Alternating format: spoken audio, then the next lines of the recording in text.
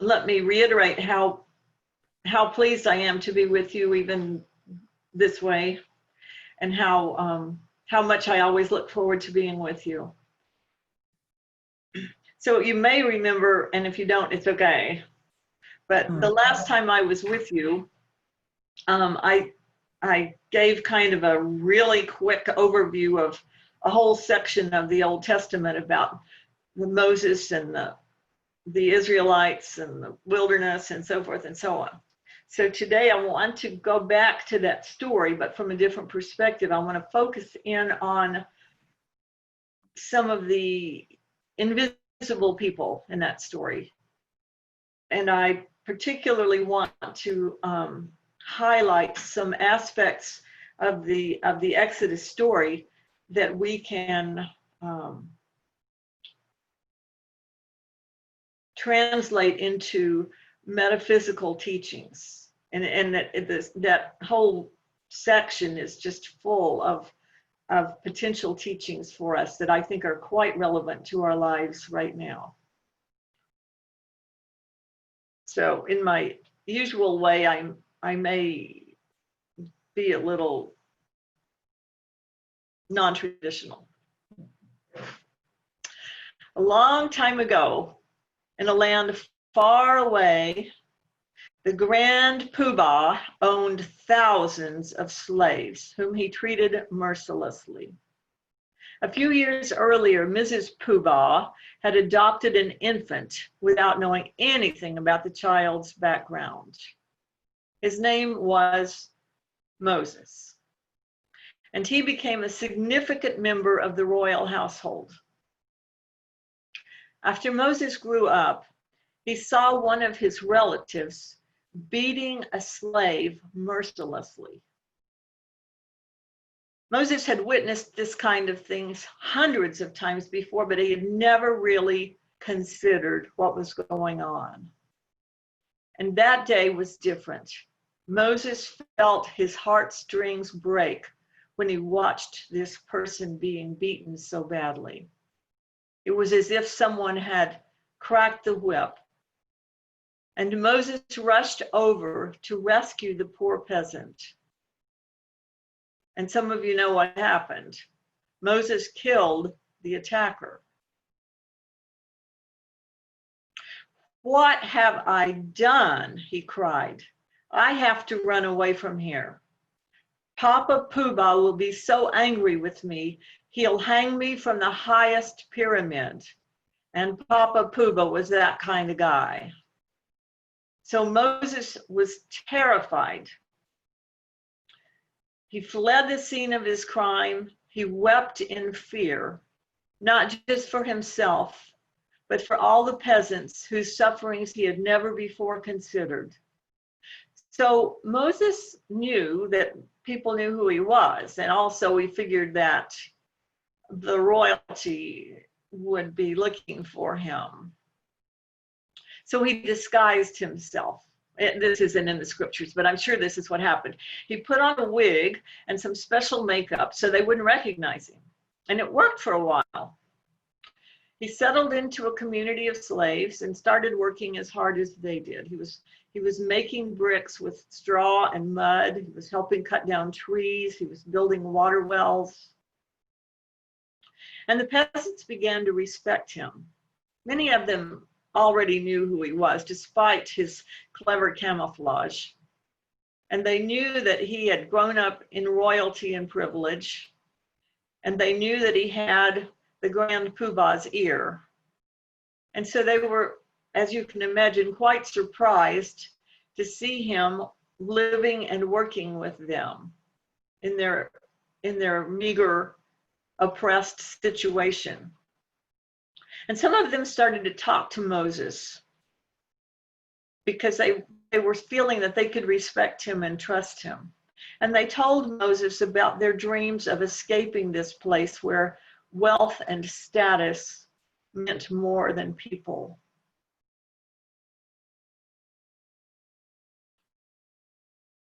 One afternoon, Moses was tending some sheep when he was startled to see a green bush on fire.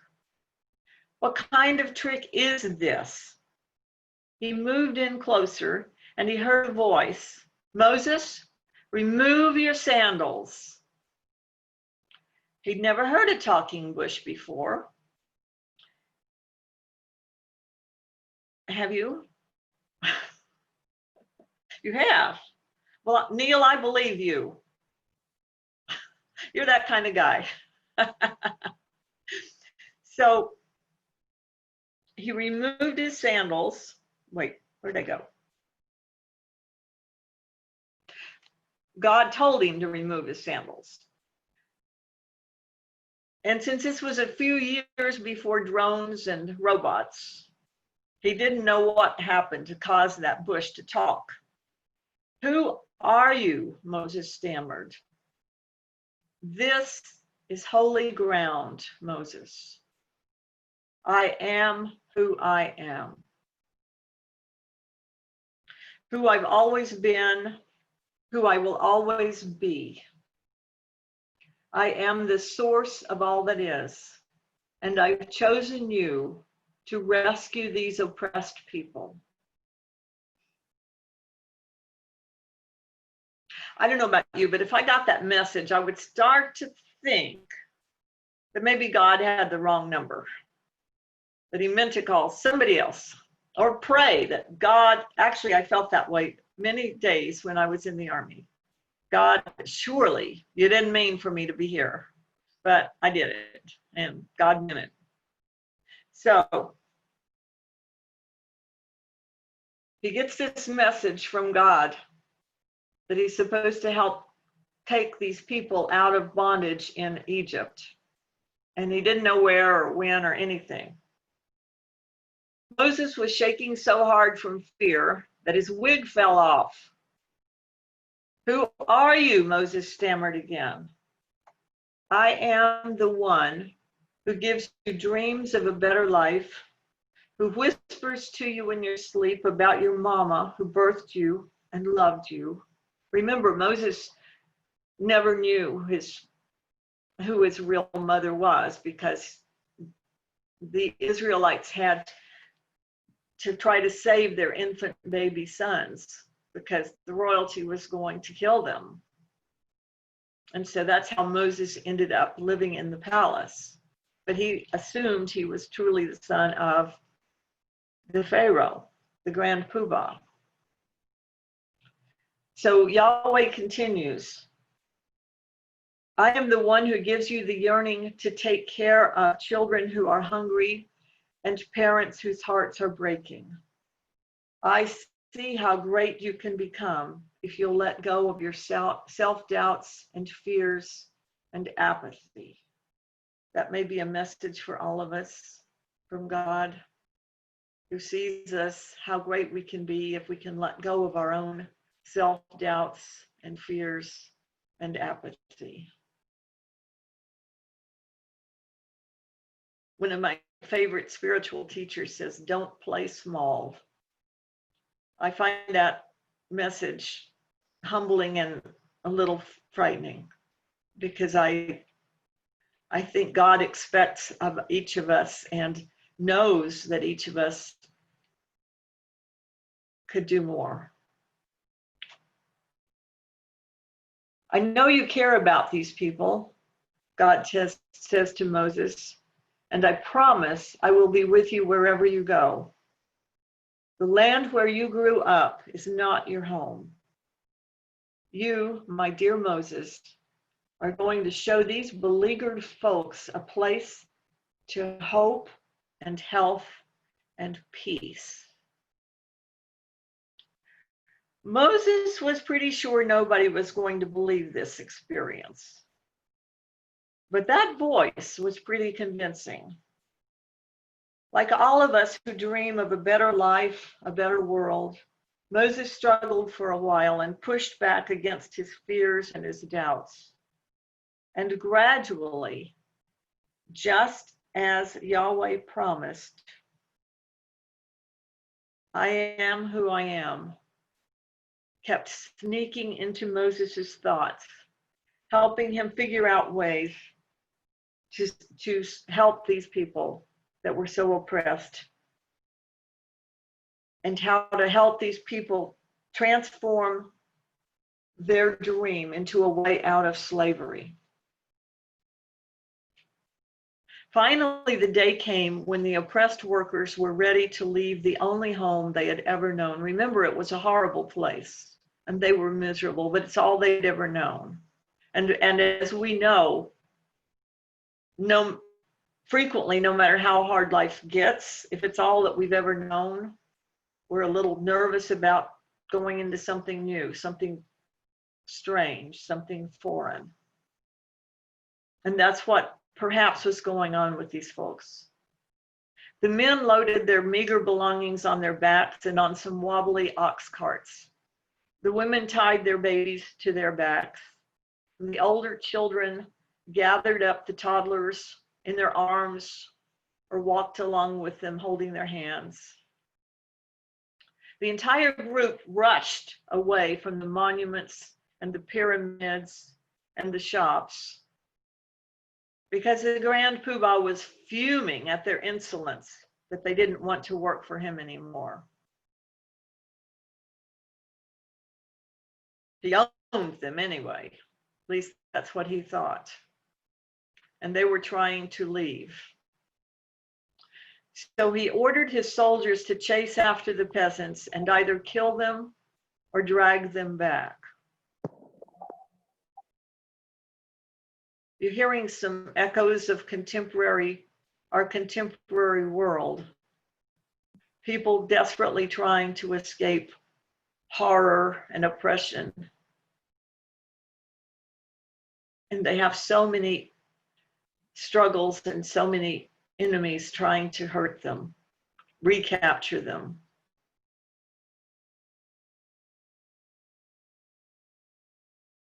The ex-slaves and Moses came to a wide, raging river. Since the Poobah's soldiers on their horses were quickly gaining ground, Moses called out to Yahweh for help. The voice assured Moses that the people would cross safely. And miraculously, they did. The exhausted, frightened throng passed through the river in time to escape the soldiers. Like them, we sometimes think we are drowning in fear and uncertainty and negativity. And life appears almost too stormy to navigate. As hard as it had been so far, the challenges continued for a very long time. On the other side of the river, they were faced with seemingly unending territory of geographic challenges, rocky terrain, steep cliffs, briars and snakes, dangerous animals, and almost nothing to eat or drink. So they did just what we would do. They complained to high heaven and to Moses,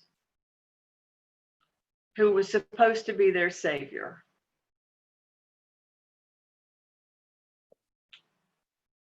What have you got us into? What were we thinking leaving Egypt? At least there we had some shelter, and we had some bread and fruit and meat, and we had water to drink and to bathe in, and we had water to wash our filthy clothes. And now look where we are. After Moses heard their growling and complaining for the umpteenth time, and according to the scriptures, they just bitched and moaned for on and on and on and on. Moses then sank into murderous fantasies about these folks he had worked so hard to rescue. He heard the voice of God again.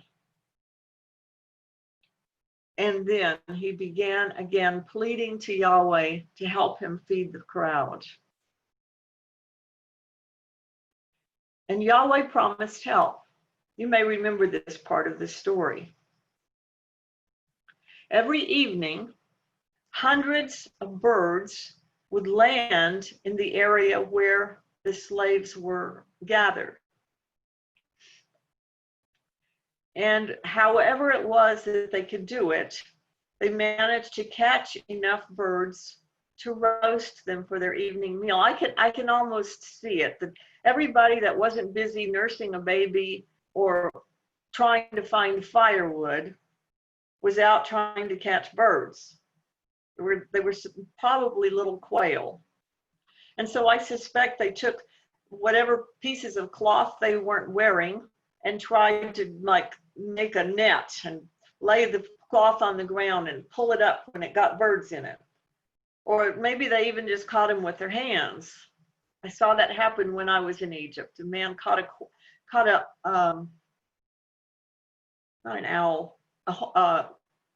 Anyway, he caught a bird with his hands. It was flying over our ship, and he wanted to show us this bird, and he didn't hurt it, but he caught the bird that was flying with his bare hands. It was amazing. Anyway, everybody went out to try to catch the birds, and then they built a fire and they roasted the birds, and that was their evening meal. And then the next morning, who knows what happened the next morning? That's all right, it's not a test. The next morning, the ground was covered with some sort of like hoarfrost.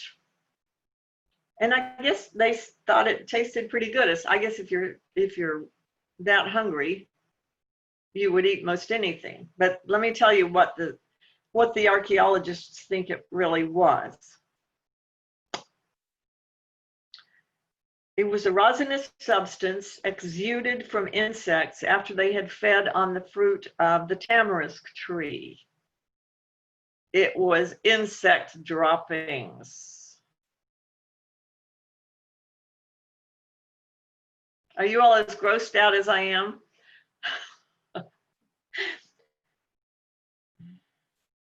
But I've heard if you don't know what you're eating, it tastes pretty good.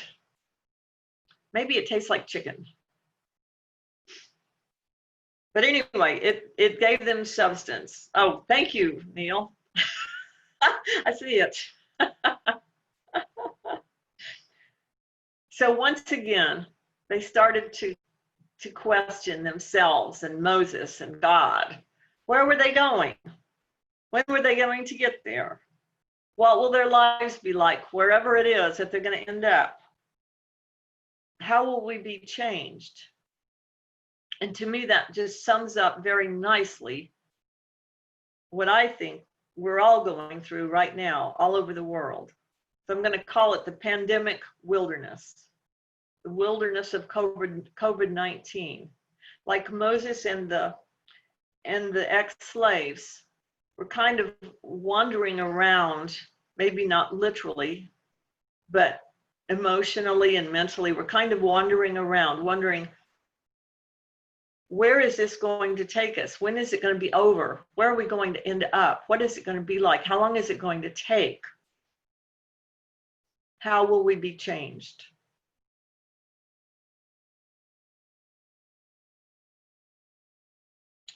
We don't have any sense of how or when we're going to get out of this pandemic wilderness. We don't know what the world is going to look like.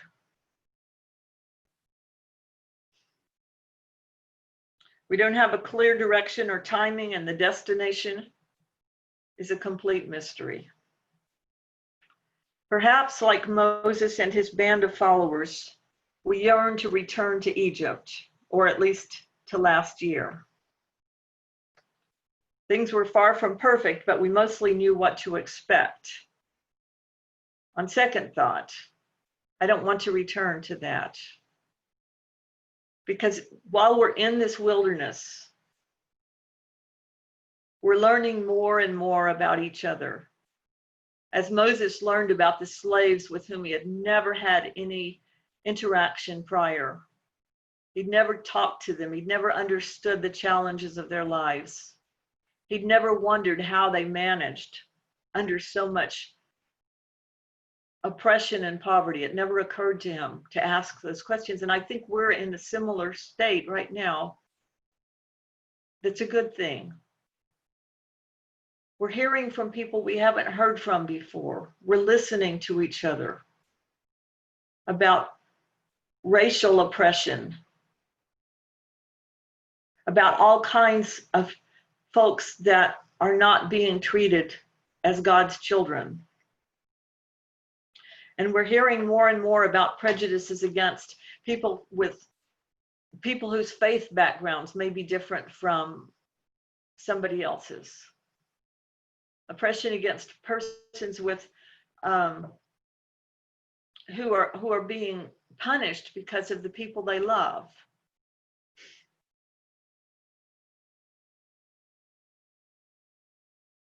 We're hearing more and more about people with mental and physical challenges and how they're perhaps being targeted and not being treated fairly. And the list goes on and on and on. And all of these things have been present for the whole world, but perhaps we didn't engage in the conversation because it was really easy not to. And I absolutely am including myself in that. And so partly I think this wilderness that we're in is a gift in a very strange way, because we're learning more about each other. At least some of us are trying to learn more about each other.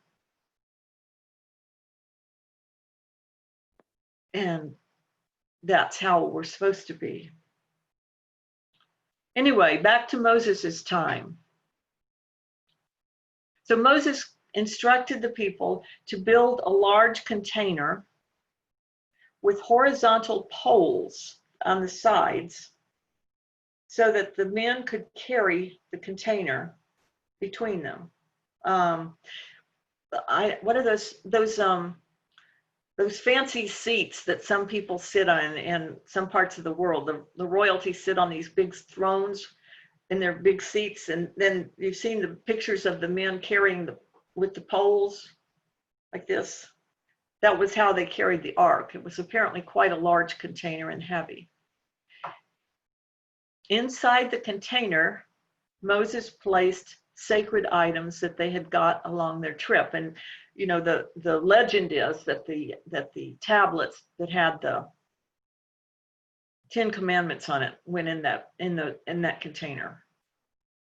We don't really know what was in the container, the Ark of the Covenant, but we know it was important to the people. We know that they guarded it, and for them it was a concrete symbol of God's presence in their midst. It reminded them that every one of us carries a spark of the divine within ourselves, even as they were carrying a symbol of divinity. If you were in my home, no matter where you went, you would see that I have items, pictures, statuary, etc., candles that I have placed throughout my home to remind me of my divinity. And you may have similar things in your home. But I still forget. I still forget that God put a spark of divinity within each one of us. And that spark of divinity is God's all-encompassing and ever-present love. And even if we forget it, it's there. And so that's kind of like the Ark of the Covenant. It's within us. The scripture says that the Israelites wandered in the wilderness for 40 years. Now, in Bible speak, 40 doesn't necessarily mean 40. It means a long, long time. And they didn't know where they were going once they ever got out of the wilderness. But they were starting to hear something called the Promised Land. They thought they were going to the Promised Land. They didn't know what the Promised Land was. They didn't know where it was. They didn't know what it would be like. But they were hearing that they were going someplace where they would be safe, where they would have shelter, where they would have food and water, where they would be able to express themselves without fear, where they'd be able to make a life for themselves and their children, where they would be respected. And that was their dream. And I think the Promised Land is a place metaphysically that we all attain to. A place where we know that we are loved, where we know that all people are worthy, where wisdom and respect and compassion reign. That's the Promised Land. And the challenge for us is that when we look into the eyes of another human being, if we don't recognize within that being the spark of divinity that we claim that we know about ourselves, we haven't understood it at all. We haven't understood the Promised Land. We haven't understood God's desires for us. So part of the journey to the Promised Land, metaphorically, metaphysically, is for us to learn in a deeper way, in a more consistent way, how to love ourselves, how to acknowledge that we are children of God, and how to know that that's also true of every single person. And that's really hard. It's a challenge for the rest of our lives. And if we strive toward that every day of our lives, then we are striving for the Promised Land. And with every one of us that works that hard to love ourselves and to love each other truly, deeply, we help create the new world that we hope for. In Sufi literature, there's a story about Moses. Sufis, as you know, are a branch of Islam. They're wisdom speakers. The Sufis are folks who are more contemplative. And I had the great honor and privilege of studying. I think I took 3 graduate level courses with a Sufi person at the George Washington University. And I'm so grateful that I had that opportunity. And parenthetically, I want to tell you, he knew that I was in his class, which, by the way, I was perhaps the only non-Muslim person in his classes. And I was certainly the only Christian clergy person in his classes. And he knew that I was there. And he had the greatest respect, not just for me, but for all the teachings of Christianity. I mean, the legitimate teachings, not the teachings that have been warped or abused. And there's plenty of those too. But anyway, I want to tell you this story from the Sufi literature that I find very powerful. Moses prayed to God, "Show me something I can do that will completely satisfy you." God answered, "You can't do that, Moses." The poor man fell to his knees, pleading with God for an answer. My dear child, God replied, my satisfaction with you consists in your being satisfied with me. Did you get that? God is counting on us.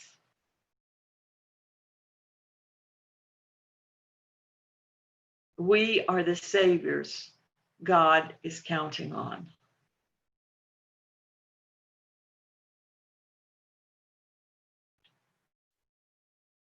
We are on our way to the promised land.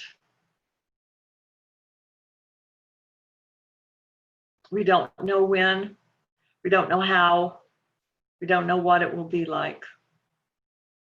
But God willing, it'll be a world reshaped by humility and compassion and wisdom and peace.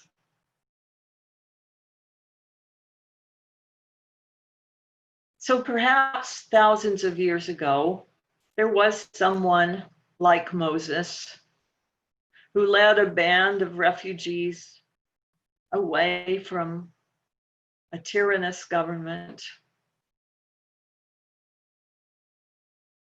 trying to create a better life for themselves and for their loved ones.